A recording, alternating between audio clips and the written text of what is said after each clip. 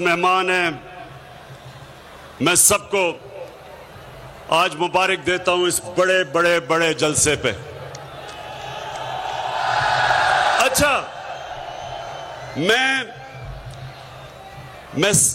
मैं आज अपनी आपसे जो बातचीत है वो शुरू करता हूं शुक्रिया अदा करने के लिए। किसका शुक्रिया अदा करने के लिए?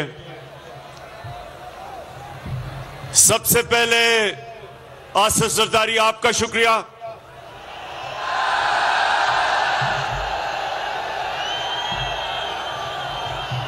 उसके बाद जिसकी कीमत नीचे आ गई है डीजल, उसका शुक्रिया।